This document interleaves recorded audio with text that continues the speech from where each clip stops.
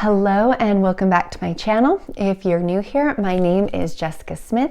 I am a certified family life educator, mama to 4 boys, and a homeschool graduate myself. So today I am going to talk to you about preschool and kindergarten and what that looks like in a Charlotte Mason education. So let me just go back to before I had kids. I studied human development and family studies, as well as a little bit of early childhood education. So that was what my degree was in. That was my professional background. I also did an internship at Help Me Grow at United Way, which our goal was to screen kids for developmental delays. Now, fast forward, I have my own son and he is 4 or 5 years old, and I want to start doing preschool with him at home. I start looking into curriculums and I'm really surprised to find that they're not developmentally appropriate. A lot of it is just based on what's cute, what parents think, or I guess moms think are going to be fun activities, but not all of them are based on what kids actually need at this age. So that was kind of a shock for me as I'm reading through it, and I'm like, kids shouldn't be able to do this by this age, or where are all the activities that are going to help develop the skills that kids need to succeed academically and in all areas of life. So I found something I thought would be good. It was pretty easygoing and simple, and started doing it with my son. And after a couple weeks, he started resisting our activities that I had planned every day. And I had gone to a lot of work buying all of the things for the activity and preparing it the night before. And it was really frustrating for me because I'd put so much time in preparing it. And it was frustrating for him because he didn't want to do it. He was trying to do what his body was telling him to do, which is to play outside and climb, build things with blocks. He wanted to experiment by putting water with mud and playing in it. His senses were wanting to be integrated. He wanted to learn about the world and form relationships with himself by climbing. He wanted to form relationships with the things around him by experimenting. And I wanted him to sit and do my activities. So after a bit, I realized I need to get rid of this curriculum and I need to do what my child and his body are telling him to do. And that's what I did. So with all 3 of my boys that I have gotten through preschool and kindergarten so far, we have not had a curriculum. So I'm going to show you what that looks like, what kindergarten would look like in my home using the Charlotte Mason method.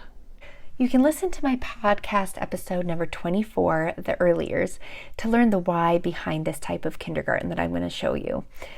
It includes all the science and research behind early childhood development. If you're interested, I'll put that link in the description. So the most important thing we do in preschool and kindergarten is move our bodies. We spend hours a day playing outside, running down hills, rolling down hills, hiking in the woods, climbing trees, making snow angels, playing in the creek, all the good things. And when the weather is bad, we're downstairs in our big playroom making forts, obstacle courses, balancing, swinging, climbing, spinning, bouncing on a trampoline. And I usually have my boys enrolled in a gymnastics class during the winter just to get out that extra energy. And in the podcast episode, I talk about why physical movement in all these ways is so important. I highly recommend listening to that. And then the next thing I prioritize is learning through the 5 senses. This is also called learning concretely. The only paper that we use is for art. I don't use worksheets or busy work or diagrams or anything of that sort. I ask my boys to touch, smell, listen, look at, and describe the things we see outside. I only ask them to taste when we're cooking, though. Speaking of cooking, we cook a lot because cooking together is one of the best activities for the early years. You use all the senses and learn foundational math and science principles. The next thing we do is nature study. We do a lot of nature study in the early years, especially for kindergarten. but we only use real things and occasionally books. Charlotte Mason said that young children should get all their knowledge from their 5 senses and experience things firsthand. So when we were studying birds, we put various bird feeders outside the window and identified the birds that came using the Merlin bird app, which I highly recommend. We went on nature walks and listened to bird calls, searched for abandoned nests, read some books about birds, and we even incubated chicken eggs and watched them hatch. It was truly magical. We've also caught tadpoles and watched them transform into frogs, as well as caterpillars into butterflies. We always have a garden and start plants from seeds every year. Like I said, I don't like using a curriculum, but I do have a few books that I refer to, and I will link those in the description. What we study is driven by the seasons and native plants and animals, and it's all powered by my son's curiosity and wonder. The next thing that I prioritize for kindergarten is imaginative play. Young children learn so much through play, so I preserve unstructured playtime as I would formal lessons for my older kids. I try not to get involved in their play, but sometimes I will help them set up an activity like grocery store. My kids love playing grocery store or vet clinic or doctor's office, and they practice important counting skills when they use money. I only have a few open-ended toys for them to use for their imagination and create their own play. And I actually created a YouTube video showing all the toys that I consider essential, as well as how to set up a play space that invites deep imaginative play. And I'll link that, as well as my Amazon storefront where you can find all of the toys, or I guess just open-ended things that I use for toys. As far as arts and crafts, my boys really don't have an interest in doing a craft or activity that is really prescriptive. I don't know if it's a boy thing, but they rarely follow directions because they get so excited to follow their own creative ideas, and they love to experiment with the materials instead of do what they're supposed to do. So at this stage, they actually don't have the fine motor skills to make prescriptive art either. So instead of curated crafts, we do process-oriented art. There's a great book called Preschool Art by Mary Ann Cole. I've used her projects for all of my kids, and they love them. Whenever we have time for art, usually in the afternoons, I offer to do a previous project or try a new one. It's their choice. We prioritize good habits and good manners in kindergarten and in preschool. Charlotte Mason said that mothers who endow their children with good habits ensure smooth and easy days. And I can bear testimony to this fact. I focus on good habits during the preschool years, especially attention, obedience, and cleanliness. This takes some more time for me because I need to be around them to help nurture good habits, but it's worth it in the long run. How we instill good habits is, number one, I try to be a good example of the habit, clean up after I'm done using something, and then I remind them to do it. So I try to do things with them so that I can prompt them to clean up when they are done.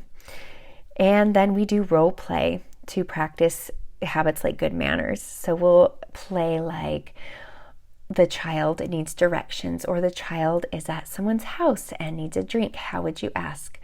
And so we do a lot of role play. You can do that when you're playing store, how to check out, how to count your money, how to ask for something if you can't find it.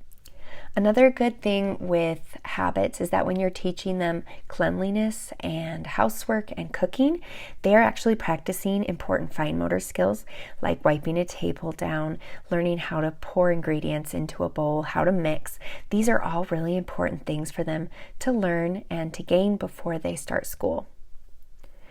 And speaking of school and academic subjects, I don't require any writing of my children before age 7. Yes, I know that sounds crazy, but for boys, fine motor skills aren't ready for handwriting until 7, and the bones of a child's hand aren't actually fused together until 14. So handwriting can be legitimately straining for young children. Although I don't do formal lessons or activities that require writing, we still do informal learning before age 7, which is when I usually begin formal lessons. So around age 4, I begin gentle reading lessons. When they show an interest, usually when they ask, "What does this say?" I know that they understand that words are symbols for ideas and for things. And so they're ready to begin learning how to read. I'll create a whole video showing how I teach my kids to read using Charlotte Mason's method. But for now, I'll just give you a summary. So I go at the child's pace and only when they're interested, as I mentioned. Sometimes we go for a couple months without any reading lessons. And then one day they'll come up and ask to start again. So far, my oldest was reading proficiently at age 4. And my second was at age 5, and my 6-year-old is still in the early stages, just learning 3-letter words. It has been totally different for each child because each child develops at his own pace. And I don't require reading lessons until 6 or 7 years old, just depending on where their birthday falls during the year. So I begin reading lessons by doing auditory. So I ask them to listen to a word, and I start with short words like map. And I say the word map, and I ask them to break down the word into the individual sounds. So I'll give them an example. All right, map, a, p. You want them to be able to hear that. That's important that they hear all of the individual sounds in words, and you can work up. So I do auditory, and then we do individual sounds and what that sound looks like. So an A, and we talk about what an A looks like. I show it to them. I don't require writing. I don't, again, do that till 6 or 7. So they just learn what the symbol is for sounds, and then we use a movable alphabet to combine sounds after a while. Again, I'm going to make a whole video showing how I teach my kids how to read. So the next thing is math. Like with reading, we don't do any writing or paperwork for math. We do a lot of concrete learning. We count real things. We count them forwards and backwards. We count how many rocks my son collects at the park or shells at the beach. Then we sort them into groups of small, medium, and large, or into any group that he wants to make into. We count fruit snacks and raisins and other snacks. And once he's got a good handle on counting, I give him an even number of items and ask him to divide them into equal groups. 12 is a really good place to start because there's so many ways to divide it. And I divide them. I ask him to divide them so that him and his brothers have an equal number. We can also do this with pies or cookies or pizza. Just cut them into fractions and say, okay, now we're going to cut them so there's 2 pieces and now 4, and just showing them the physical or the concrete attributes of mathematics. One of the games that they really like to play is a game invented by my second son. We count out a number of items, then one of us closes our eyes while the other puts some of the items in a box or a bag. Then the person opens their eyes and guesses how many was put in the box. We take turns doing this. My kids love it. Another important math skill is to learn prepositions: right, left, above, below, etc. There are lots of fun games you can play with this, but the important thing is that they have a solid understanding of direction. As for living ideas, my boy's favorite thing for preschool and kindergarten is to learn about the world through picture books. With my first 2, I spent 2 years, usually between 5 and 7 years old, exploring the world by focusing on one country or continent at a time. We study the map of that area. I like the book Maps. I can't say the name. It's like Alexander. I will link that in the description below. But we love looking at the map of that country in that book. We read folk tales, stories, and biographies, listen to music, create art, watch some documentaries, and even build architecture from that country or region. I've been trying to do this with my kindergarten son right now, but what I have found is that we do a lot of learning with his older brothers. He just follows along with what we're learning in nature study or history, and I get picture books to go along with those same topics. So even though we don't do as much of around the world with picture books, he still reads a lot of fairy tales, folk tales, biographies, and books about nature. We just do it with his older brothers.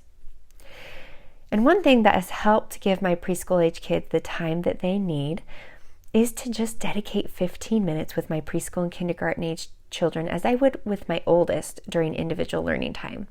And you can see my video about Charlotte Mason family style learning with the link below. We just do whatever they want to do during that time. Play with blocks, read a book, play a math game, do a reading lesson, or just cuddle. Sometimes my kids just want to cuddle or have me scratch their back. A lot of the time it's play Legos. So just do whatever they want to do during that time and have books available for them to read if they want. You can also ask your older child to help your kindergartner during their playtime. My older boys actually love helping my kindergartner by asking him math questions or listening to him read.